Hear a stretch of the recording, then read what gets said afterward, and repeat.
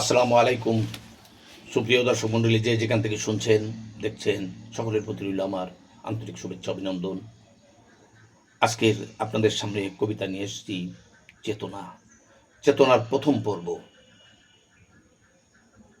কতদিন বহিবে অগ্নিস্রোত, রুদিত হবে আষাঢ়ের ঘন বর্ষা, সুর হারাবে জ্যোৎস্না রাতের বাঁশি, বিবেক কপাট খুলবে না কখনো কি দ্বার।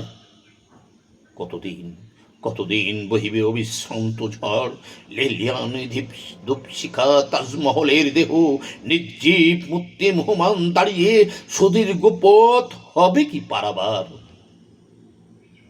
কতদিন কতদিন মাটির পুতুল কাঁদবে, হারিয়ে খুঁজবে সুদীপ্ত চেতনা, না উৎকণ্ঠায় শুকাবে জীবনের স্বপ্ন, খুঁজে পাবে কি ব্যঞ্জনাকার সুর। কতদিন কতদিন হারাবে নিবিড় আশ্রিত কুল, ধুলোয় লুটবে বিন্দু থেকে সিন্ধু, আদি নগ্নতায় দেহ ভাসাবে সমুদ্র জলে, ঘুমট ফুড়ে হবে কি বাহির এক ফালি চাঁদ।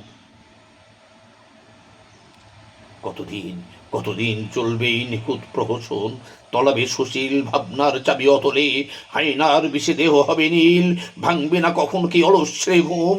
কতদিন রুদ্র হবে কবিতার ভাষা, সাইক্লোনে ভেসে আসা অস্পষ্ট হাহাকার, নীরবে চেয়ে শুধু বাঁচার আকুতি, করবে না অঙ্গীকার কেউ কি দোষ দেশ জনতার। ধন্যবাদ সকলকে।